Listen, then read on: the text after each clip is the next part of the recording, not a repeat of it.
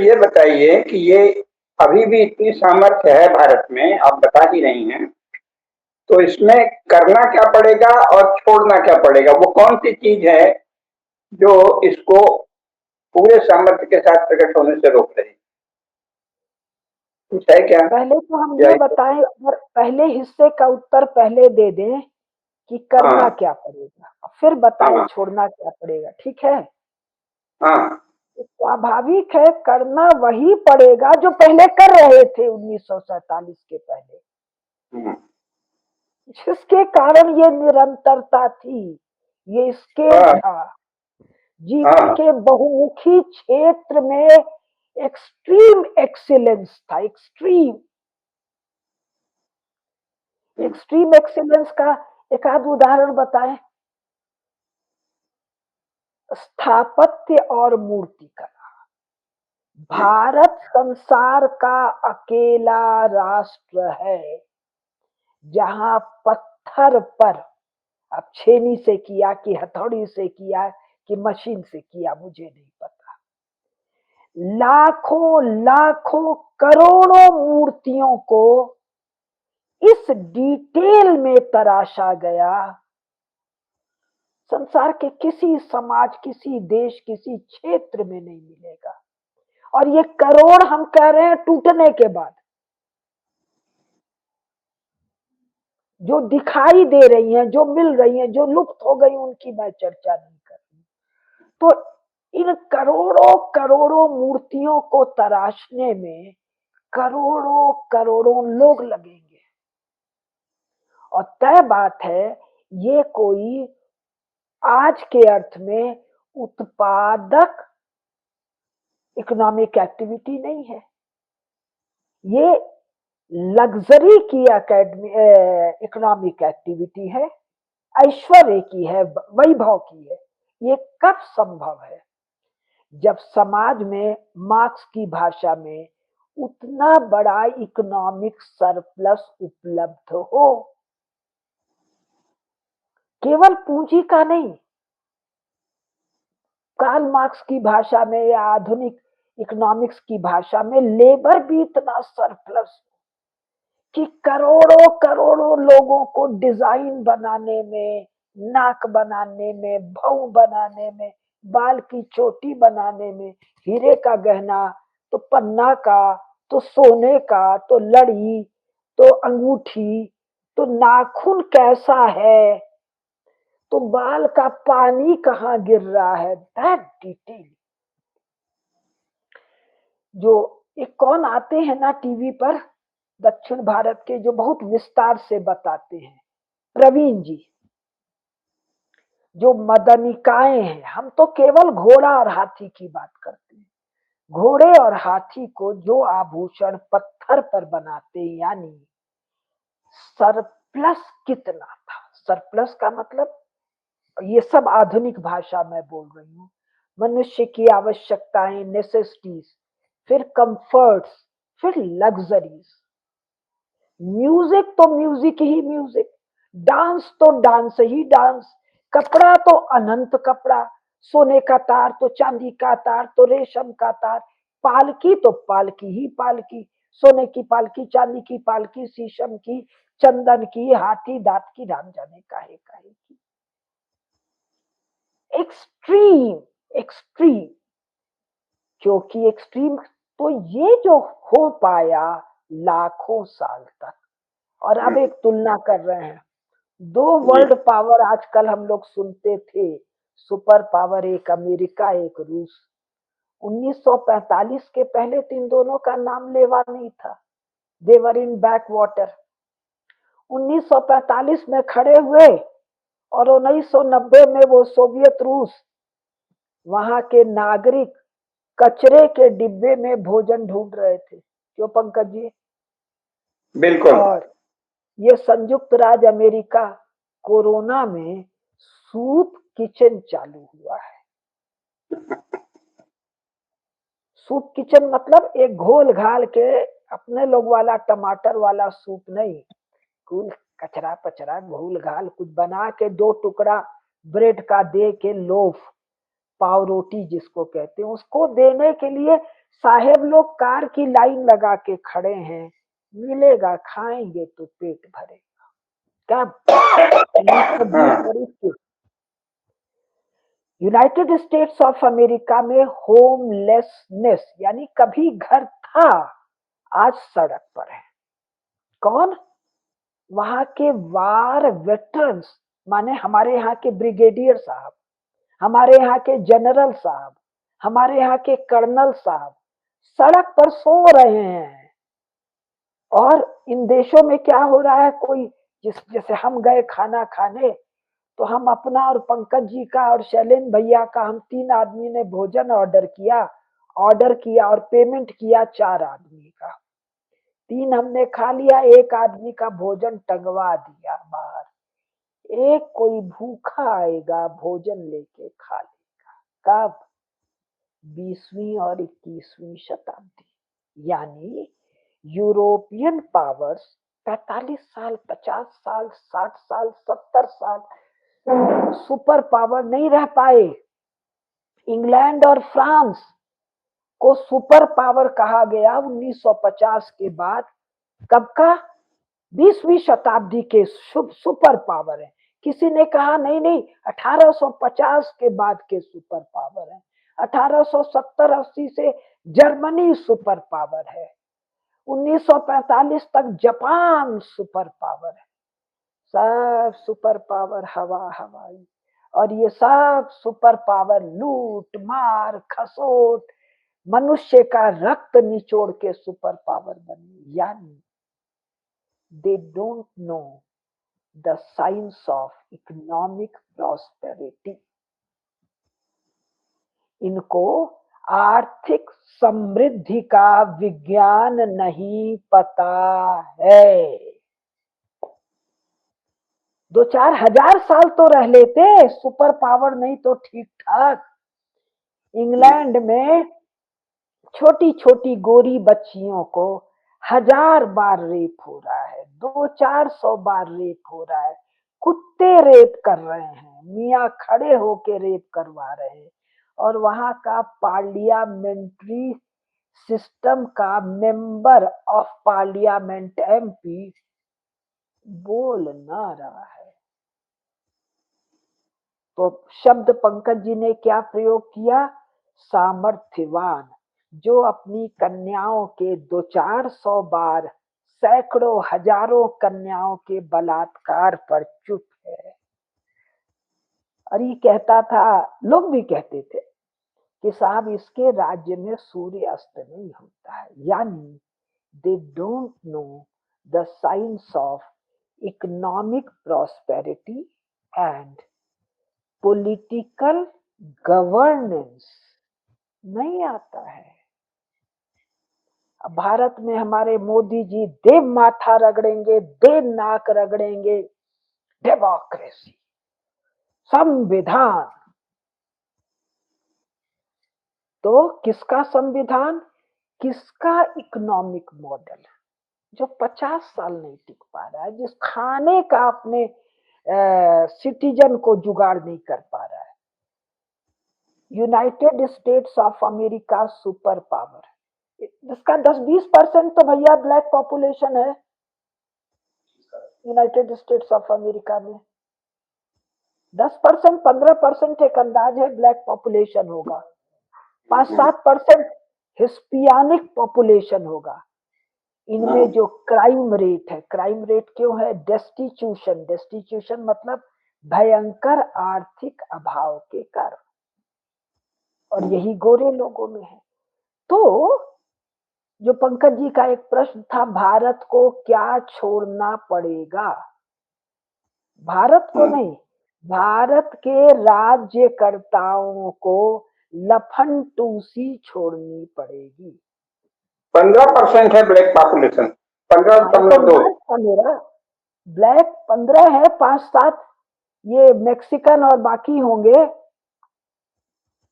5 करोड़ से ज्यादा लोग। हाँ, तो हाँ। भारत के राज्यकर्ताओं को, और पंकज जी ने बताया है राज्यकर्ता माने केवल नेता परेता MP MLA नहीं, ब्यूरोक्रेट, लफनटूसी छोड़ना पड़ेगा। मीडिया अकेडमिया, जुडिशरी और सेना को नहीं बोल रही। लफनटूसी हमारे ईस्टर्न यूपी में पडरौना की तरफ, बनारस की तरफ बाबूजी बहुत बोलते थे लफनटूस। मतलब जो अपने को बड़ा साहब वहाब टाइप समझता है, लेकिन बाकी संसार उसको एक जोकर की तरह देख रहा है। अब इसका कहां से ये शब्द की उत्पत्ति है मुझे नहीं पता। यानी भारत के रूलिंग क्लास को लफनटूसी छोड़ना पड़ेगा।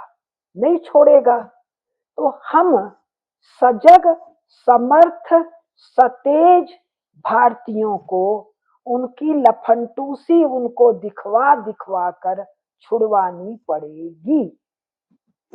तो भी नहीं छूटेगी तो हमको राज्य, भाई ये नेता परेता रूलिंग क्लास आते कहां से हैं? इसी समाज से आते हैं। तो हमको अपने ही समाज में तेजस्वी, बौद्धिक और इंटेलिजेंट लोगों को गवर्नेंस में भेजना पड़ेगा। तो एक तो ये छोड़ना पड़ेगा पंकज जी, लफनटूसी। लफनटूसी माने खुद को सोच रहा है क्या बात है, और दूसरे को लग रहा है नीचे से नंगा है, कोट पैंट पहन लिया, नीचे का पैंट अंडरवियर सब गायब है, जूता मोजा ऑन, लफनटूस। नकल किसकी कर रहे हो जी तुम? नकल किसकी कर रहे हो? आंख से नहीं दिख रहा है, 50 साल नहीं टिक पाया है।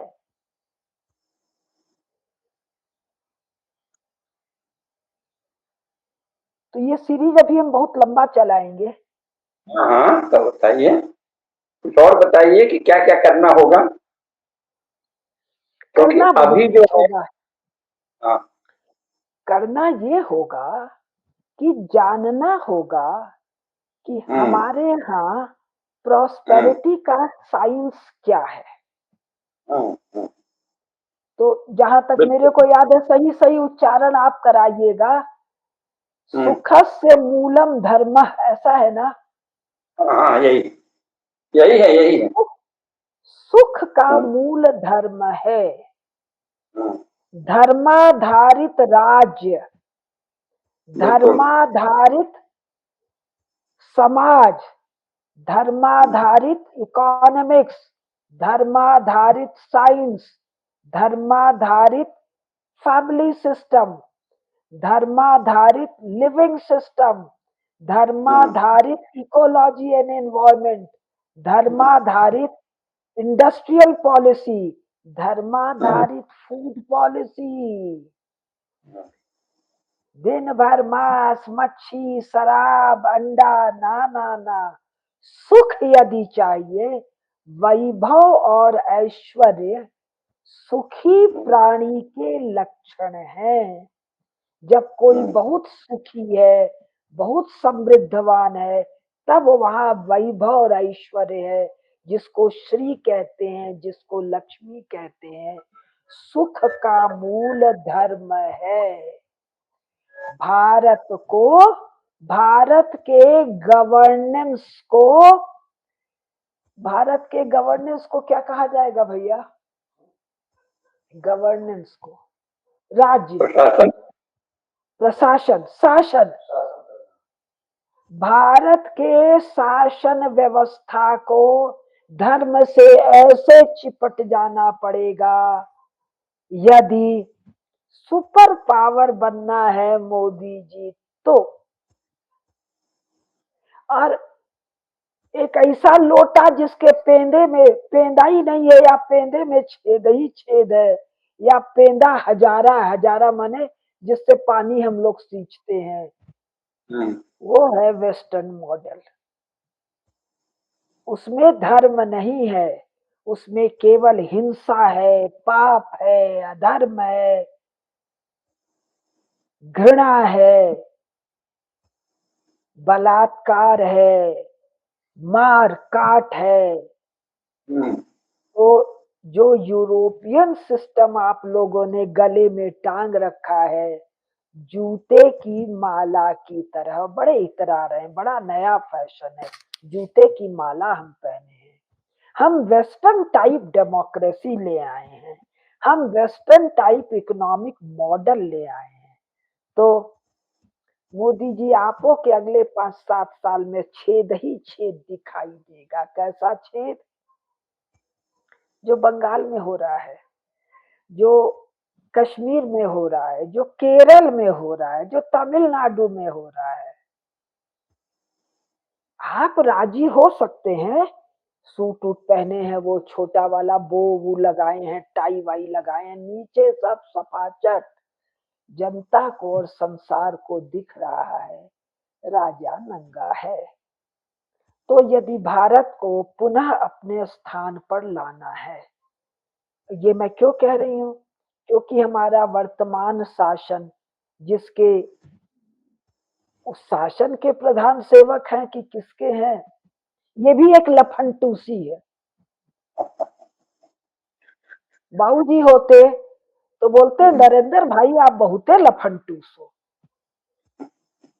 बैठोगे बड़का हवाई जहाज पर, हाँ, 10-20-50 लाख से नीचे का आपका शॉल फॉल नहीं होगा, रहन सहन पर आपके खर्चा रोज 10-20 लाख का होगा, और लफंटूसी बतियाओगे हम प्रधान सेवक है।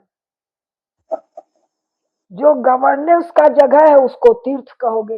अरे तीर्थ पूजा और अध्यात्म और धर्म काम का जगह है, ध्यान का जगह है। महाभारत का कुछ होता है, शासन की जगह। तो हमारे बाबूजी होते तो नरेंद्र भाई से आयु में बहुत बड़े होते, तो बोलते कुसुम तेरा तो ये भाषण वाषण सुनते थे, जाके समझा कि लफंटूसी न करें तो देश में इनका नाम स्थायी हो जाएगा, लफंटूस।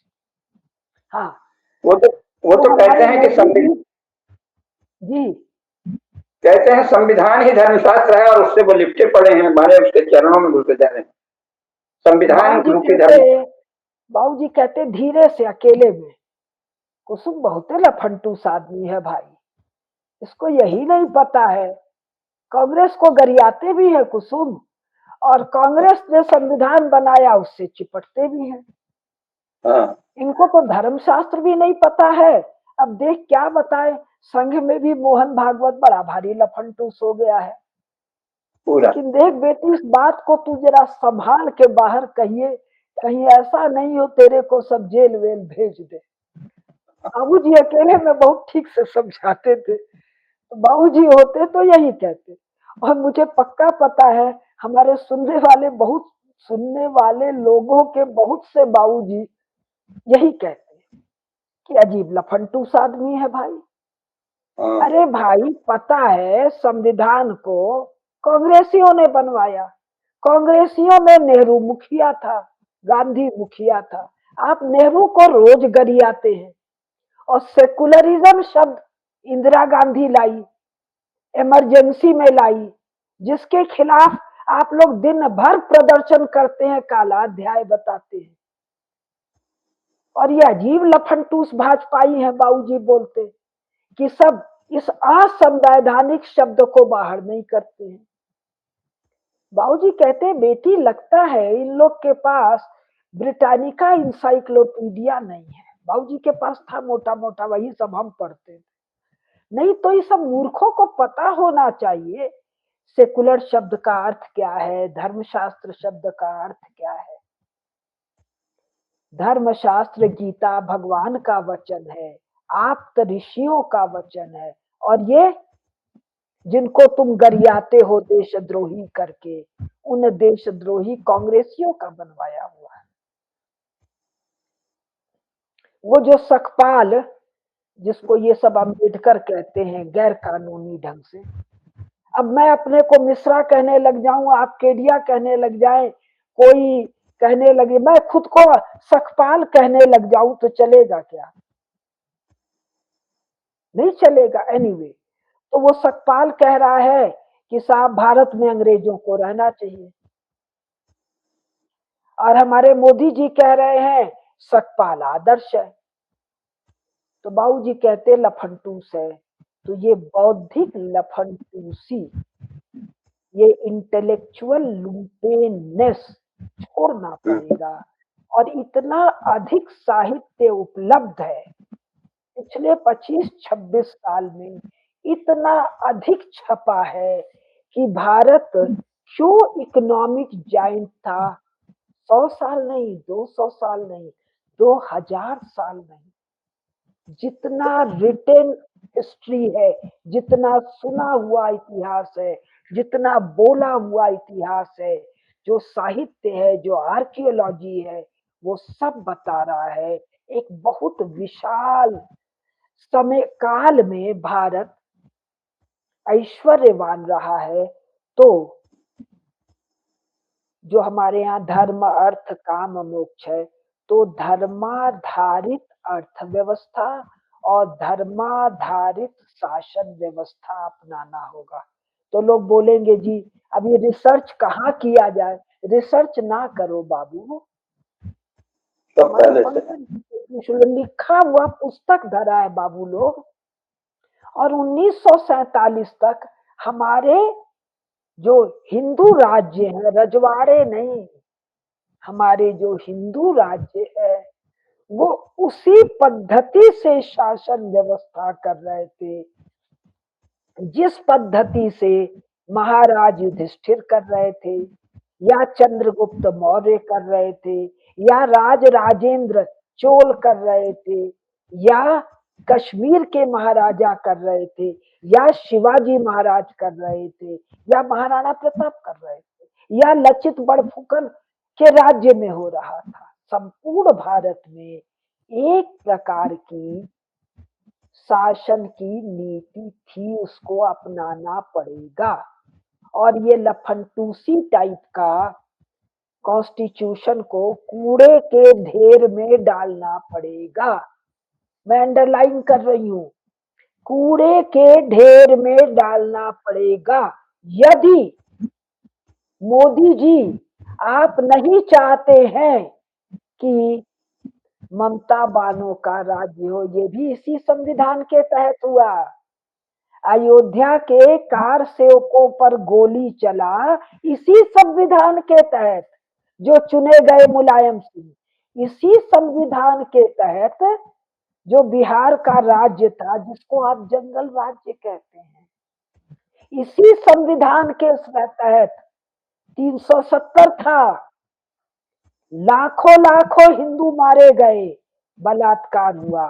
इसी संविधान के तहत बांग्लादेश पाकिस्तान अलग हो गया। और इसी संविधान के तहत केरल में मुस्लिम लीग का राज्य है। इसी संविधान के तहत तमिलनाडु में कहा जा रहा है कि सनातन धर्म तो डेंगू है। तो अगर भारत को पुनः सामर्थ्यवान बनना है, अगर नहीं बनना है, निश्चित है, तय है, और ये हमारे यशस्वी प्रधानमंत्री, हिंदू हृदय सम्राट, प्रधान सेवक नरेंद्र मोदी जी भी कह रहे हैं, और हमारे संघ वाले भी कह रहे हैं, परम वैभवम कह रहे हैं ना पंकज जी। हाँ, क्या परम लाइन है? वैभवम, परम वैभवम नेतुमेतत् स्वराष्ट्रम। हाँ, हाँ, स्वराष्ट्र को परम वैभव में ले जाना है।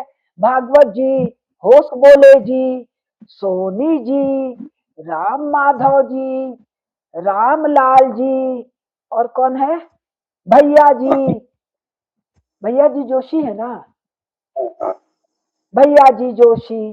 तो इस संविधान को कूड़े में डालना होगा। किसको लेना होगा, विदुर नीति, शुक्र नीति, और कौन कौन, चाणक्य मनुस्मृति नीति। नीति, चाणक्य नीति और अर्थशास्त्र, इसको तो अपनाना होगा ना, क्योंकि उसी के अंतर्गत भारत लाखों साल, करोड़ों साल, 1 अरब साल, अगर आप भारतीय काल गणना नहीं मानते हैं, मैं काले वाला मानते हैं, तो आप जानिए। स्वामी जी बताते हैं वेदों के अनुसार, आप लोग वेद तो मानते होंगे, रामायण मानते होंगे, महाभारत मानते होंगे, निगमागम सम्मत, तो लाखों लाखों लाखों करोड़ों साल से यही नीतियां चल रही है। बृहस्पति नीति, शुक्र नीति है ना हाँ, पंकज जी। और इस हाँ जी। नीतियां इनको हाँ जी। अपनाना होगा। और ये कोई प्राग ऐतिहासिक काल, एंशियंट हिस्ट्री ना है बाबू, ये सब मॉडर्न हिस्ट्री है। लाखों करोड़ों साल में महाभारत कंटेम्पररी हिस्ट्री है। राज राजेंद्र चोल कंटेम्पररी हिस्ट्री है। शिवाजी महाराज कंटेम्पररी हिस्ट्री है। महाराणा प्रताप, बप्पा रावल कंटेम्पररी हिस्ट्री है। सातवाहन, चोल, चालुक्य, राष्ट्रकूट, काकतीय, मौर्य, गुप्त, राष्ट्रकूट, परमार, गांगे, ये सब कंटेम्पररी हिस्ट्री है। संघ के मतलब ऑल इंडिया अधिकारी लोग प्रणाम के साथ निवेदन कर रही हूँ, आप ही के यहाँ बौद्धिक नहीं सब सुना है मैंने। जो प्रातः स्मरणीय सम्राटों को आप स्मरण कर रहे हैं, सब कंटेम्पररी हिस्ट्री है। और अगर आपके गुरुजी सकपाल जी हैं, गुरुजी यूरोप वाले हैं, तब तो हजार ही साल में कुल खेला आपको करना पड़ेगा। तो भी 1947 तक यही इतिहास है जी। भागवत जी कह रहे हैं, भागवत जी का ताजा बयान फिर आया है कि 1000 वर्ष से हम लोग गुलाम थे, तो वो ये पूरा अवधि जो है वो गुलामी की है। इसलिए मेरे बाबूजी के शब्दों में बड़ा भारी लफंटूस है जी। बाबूजी कहेंगे बड़ा भारी लफंटूस है जी। कुसुम तो इतना किताब लिख दी, पंकज जी इतना किताब लिख दिए, ये सब पढ़ भी लिए, फिर भी सब नहीं जानते हैं। अभी आपने जो बताया वो तो ये है कि भाई महाभारत के बाद और खासतौर से पिछले 2000 साल जिसकी एंगस मेडिसन बात कर रहा है, वो तो हमारी कंटेम्परेरी है, अभी हाल की घटना है। और उसमें हमारे पास ऐश्वर्य था, ये स्वयं हमारे शत्रु मान रहे हैं।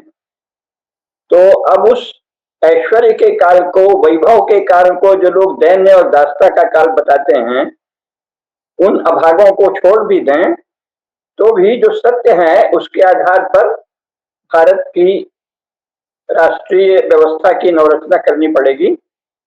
और उसमें करना कुछ नहीं है, जो हमारा है उसको अपनाना पड़ेगा और जो लफंटूसी है उसको छोड़ना पड़ेगा।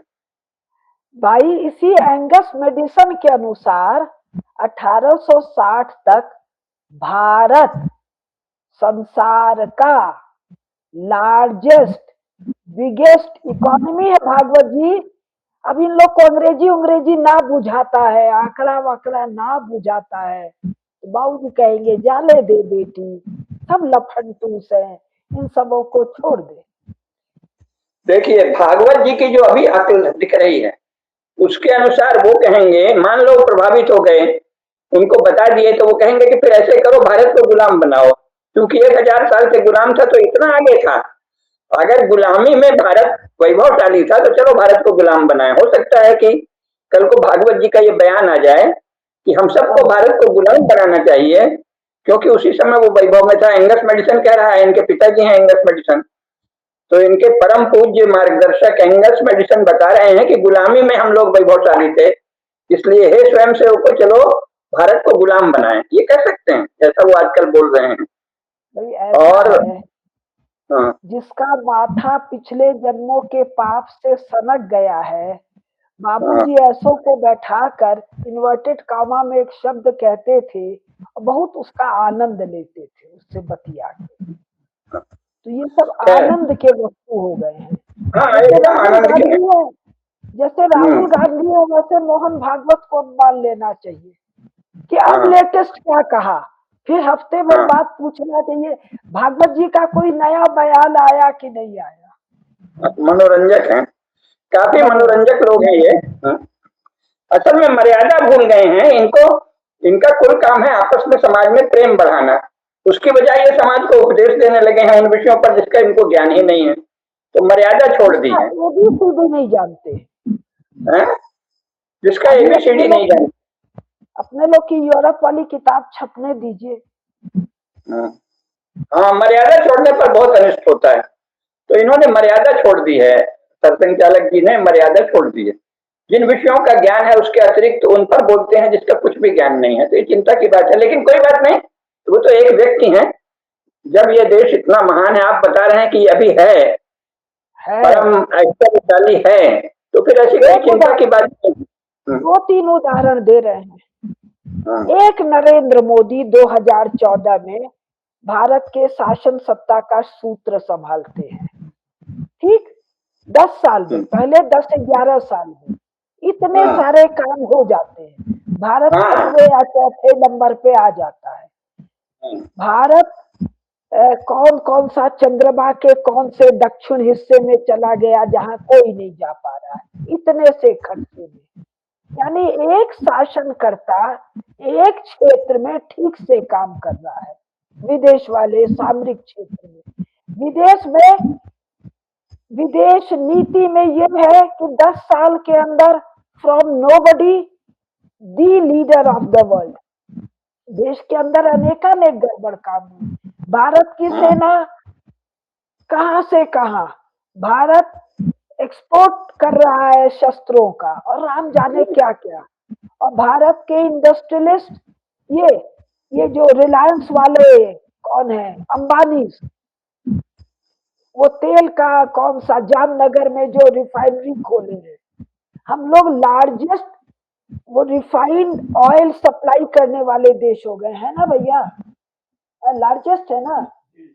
सोच लीजिए, तो भारत का सामर्थ्य, यानी एक प्रशासक और शासक वो भी थोड़ा लफंटूसी ना कर रहा होता तो अगले 5 साल में हम लोग टॉप पर हो। मोदी जी में जो प्रशासन का सामर्थ्य है, केवल वो लफंटूसी छोड़ दें तो कल्पना कीजिए, धर्म की शरण में चले जाएं तो 5 साल में उनका नाम लिखा जाएगा। जैसे अशोक, वो सेवा नाम प्रिय को अशोक लगा दिया, या चंद्रगुप्त मौर्य टाइप कोई नाम लिखा जाएगा। लेकिन ना, लफंटूसी उन लोग के कर्म में है। तो ठीक है।